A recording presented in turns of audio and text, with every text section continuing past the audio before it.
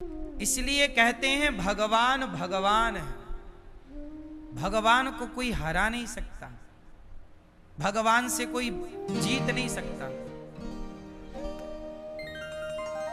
हिरण्यकश्यपु ने ब्रह्मा जी से वरदान मांग लिया, ना मैं दिन को मरूं, ना रात को मरूं, ना अस्त्र से मरूं, ना शस्त्र से मरूं, 12 महीने में किसी महीने नहीं मरूं। इतना होशियार हिरण्यकश्यपु, वो ब्रह्मा को भी उसने छल लिया अपने वचनों से, लेकिन भगवान ने फिर भी उसे मार दिया ना नरसिंह बन करके। तो भगवान से कोई जीत नहीं सकता। क्यों? भगवान से कोई जीत सकता है? इसलिए कहता हूं भगवान को चैलेंज ना करो। आप लोग दुखी क्यों होते हैं? सच बताओ, आप लोग दुखी क्यों होते हैं? क्योंकि आप लोग ईश्वर को चैलेंज करते हो। कैसे?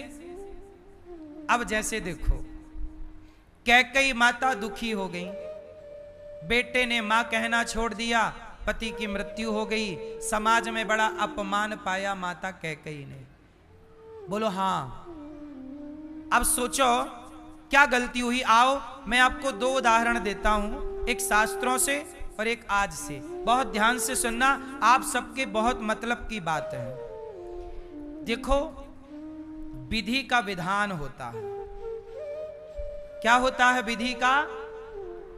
विधि का विधान था कि अयोध्या के राजा राम बने। विधि का विधान क्या था? कि अयोध्या के राजा। लेकिन कैकेयी ने इस विधि के विधान को स्वीकार नहीं किया। कैकेयी बोली कि मैं विधि के विधान को बदलूंगी और मेरा बेटा राजा बनेगा। जब कैकेयी ने विधि के विधान को, ईश्वर को चैलेंज किया कि नहीं, जब दशरथ जी राजा होके कह रहे हैं कि राम राजा बनेंगे, तो मतलब विधान तो यही कह रहा है, प्रजा भी तैयार है, सब तैयार हैं, विधान यही कह रहा कि राम राजा बन। लेकिन आप क्या विधि के विधान को चैलेंज कर रही हो? आप कह रही हो नहीं मेरा बेटा बनेगा। और कैकेयी ने जब अपना दिमाग लगाया और विधि के विधान को नकारना चाहा, तो क्या हुआ? कैकेयी विधवा हो गई। कैकेयी का बेटा, जिसके लिए ये षड्यंत्र रचा, वो कैकेयी का बेटा भरत हाथ से चला गया। भरत जी ने कभी उसके बाद कैकेयी को माता नहीं कहा। कैकेयी को ये बोला कि तुम्हारे मुंह पे कीड़े क्यों नहीं पड़ गए जब तुमने राम को वनवास भेजा। कैकेयी ने इतना गलत निर्णय ले लिया कि उसके बाद से किसी बाप ने अपनी बेटी का नाम कैकेयी नहीं रखा। कौशल्या 1000 होंगी, सुमित्रा 1000 होंगी, पर कैकेयी, किस बाप की बेटी का नाम कैकेयी है बताओ? लोगों ने नाम लेना तक छोड़ दिया कैकेयी का, क्योंकि ईश्वर को चैलेंज कर दिया। ईश्वर के विधान को कैकेयी ने स्वीकार, जोर से, ईश्वर के विधान को कैकेयी माता ने स्वीकार। इसलिए हम कहते हैं कि आपके लिए जो परमात्मा ने विधान बनाया है, उस विधान को स्वीकार करो। आप लोग क्या करते हो कि आप ना अपना दिमाग लगा के खुरापात करके ईश्वर के विधान को बदलना चाहते हो। नहीं, बदलोगे तो नुकसान पाओगे। इसलिए मेहनत करो, काम करो ईमानदारी से। तुम्हारे भाग्य में जो सुख है, जो दुख है, वो ईश्वर का विधान मान के उसे स्वीकार करो। सुदामा सारी जिंदगी गरीब थे। क्या सुदामा ने कोई खुरापात किया कि चलो जी मैं भ्रष्टाचार कर लूं, गरीब हूं तो थोड़ा दूसरे राजाओं का गुणगान गा दूं, यशगान गा दूं और मैं धन्ना सेठ बन जाऊं? किया क्या? भगवान के ही भरोसे रहे। सुदामा को अंत में अमीरी प्राप्त हुई कि नहीं? भगवान तुम्हें जो दे सकते हैं वो कोई नहीं दे सकता। तुम ईश्वर के विधान से चलो तो सही। अब दूसरा उदाहरण मैं आपको बताऊं, एक छोटा सा उदाहरण मैं आपको देता हूं। आप बहुत समझदार हैं, वैसे आप समझ जाएंगे। आप सबको जो मैं समझाना चाहता हूं वो आप समझ जाएंगे। मैया बैठो मेरी मां, शांति से। सुनो, आप लोग गलती कहां कर रहे हैं वो मैं आपको आपकी गलती बता रहा हूं, और वही गलती आपको दुख देती है। सुनो, एक उदाहरण में बार बार एक ही नाम लेता हूं, आपको लगेगा महाराज जी वही बात, क्या करें, हमें उसी से समझाना है आपको। अभी एक लड़की है सोनम, इंदौर वाली, उसका विवाह हुआ राजा से। अब इसका मतलब यह हुआ कि भगवान ने उस सोनम नाम की लड़की के लिए राजा नाम का लड़का ही बनाया था। आप सहमत हो कि नहीं? यदि ईश्वर ने ना बनाया होता तो उसका विवाह उससे क्यों होता? विवाह हो गया, 1 महीना भी गुजर गए, इसका मतलब यह हुआ कि उस लड़की के लिए भगवान ने कौन सा लड़का बनाया? सोनम के लिए क्या बनाया? राजा नाम का लड़का बनाया, राजा रघुवंशी बनाया, शादी हो गई। लेकिन सोनम ने क्या किया? ईश्वर को चैलेंज कर दिया। सोनम ने क्या किया? ईश्वर को चैलेंज किया, बोले मैं ईश्वर की बात नहीं मानूंगी, मेरे लिए भगवान ने भले राजा नाम का लड़का बनाया, पर मैं राजा के संग नहीं रहूंगी, मैं राजा को मार के फेंक दूंगी, मरवा दूंगी, और मैं इस लड़के के संग शादी करूंगी, इसके संग रहूंगी, मैं जिससे प्यार करती हूं। उस लड़के के, चूंकि वो उसका प्रेमी था, साइड में एक लड़का उसका क्या था? प्रेमी, और अपने प्रेमी के लिए अपने पति की हत्या कराई। अच्छा, हत्या भी हो गई, प्रेमी के साथ रह भी लिया, लेकिन बाद में क्या मिला? लोक बिगड़ा, परलोक बिगड़ा, जेल चली गई, माँ बाप को सारी जिंदगी सिर झुका के जीने के लिए मजबूर कर दिया, माँ बाप का भी नाम खराब किया, पूरे परिवार कुटुंब का नाम खराब किया, और खुद जाके जेल में बैठ गई। कौन सा सम्मान पाया?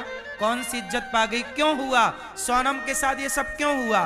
केवल इसलिए हुआ क्योंकि उसने ईश्वर के विधान को स्वीकार, यदि ईश्वर का विधान स्वीकार करती, ईश्वर का विधान था कि तेरे लिए मैंने ये राजा नाम का लड़का बनाया, तू इसके साथ रहे, नहीं, उसने ईश्वर को चैलेंज किया, नहीं, मैं ईश्वर की बात नहीं मानूंगी, मैं जिसके संग रहना चाहती हूं रहूंगी। और जो ईश्वर को चैलेंज करता है वो वही पाता है जो सोनम ने पा लिया।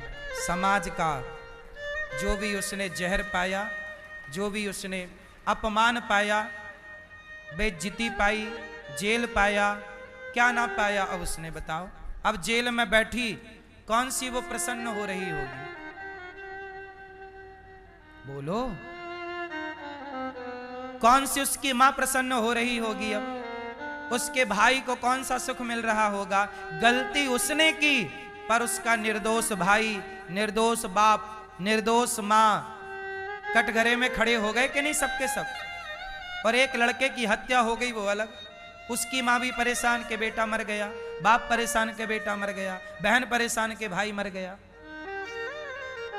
एक की गलती से पूरे 2 परिवार बिखर गए।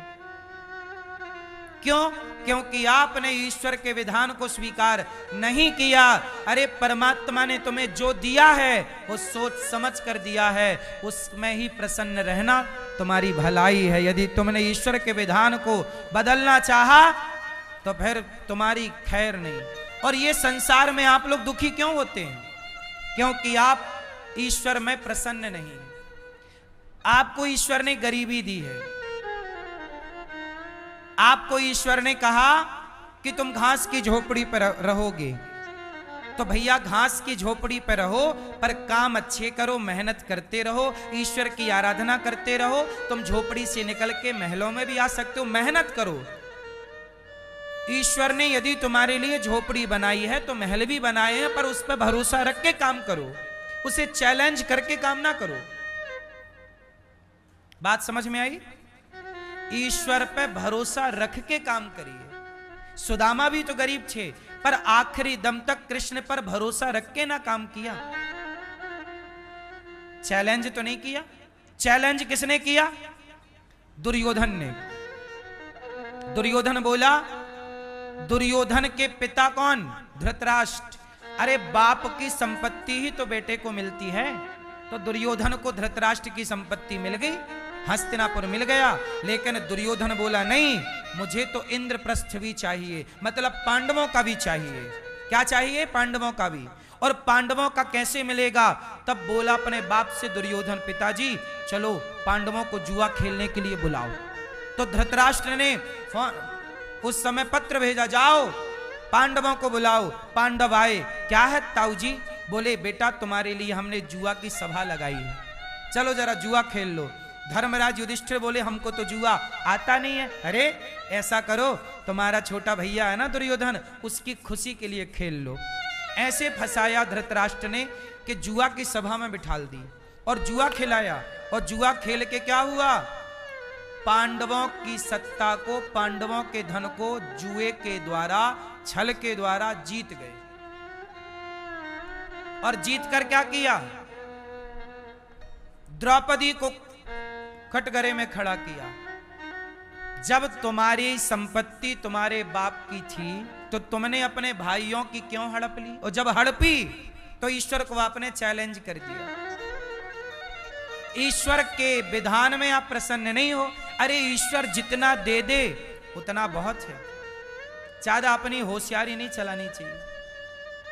और दुर्योधन ने अपनी होशियारी चलाई और पांडवों का भी हड़प लिया। दुर्योधन बोला मेरा कौन बिगाड़ेगा, कौन बिगाड़ेगा। भगवान समझाने भी गए, भैया मान जा, बहुत नुकसान पाएगा। नहीं माना, ईश्वर को चैलेंज कर दिया। क्या हुआ? वो दुर्योधन जब महाभारत हुआ 18 दिन के अंदर पूरे 100 के 100 कौरव और कौरवों के 100 के 100 के सबके बच्चे, बेटा के बेटा सारे मारे गए, पूरा कुल खत्म। बोलो हां, दुर्योधन का सर्वनाश हुआ कि नहीं? धृतराष्ट्र का सर्वनाश हुआ कि नहीं? जोर से, जोर से। क्यों हुआ? जोर से बताओ क्यों हुआ? क्योंकि दुर्योधन ने ईश्वर के विधान को चैलेंज कर दिया। अरे जितना तुम्हारा धन है उतने में खुश रहो ना भाई, दूसरे का हड़प के कितने दिन खुश रहोगे? अच्छा एक बात बताओ, रावण की पत्नी का नाम क्या है? जोर से। और सीता के पति का नाम क्या है? क्या सीता रावण की पत्नी हो सकती है? नहीं। पर रावण ने क्या किया? अपनी पत्नी बनाने के लिए चुराया। सीता मैया से बोला कि तुम मेरी पत्नी बन जाओ। क्यों बन जा भाई? तेरी पत्नी ऑलरेडी है। भगवान ने तेरी पत्नी किसे बनाया है? मंदोदरी को, सीता को राम के लिए बनाया है। और जब तू ईश्वर के विधान को चैलेंज करेगा, तू अपनी पत्नी में खुश रहना भैया। तो दूसरे की पत्नी पे हाथ डालेगा तो क्या होगा? सर्वनाश होगा। हो गया।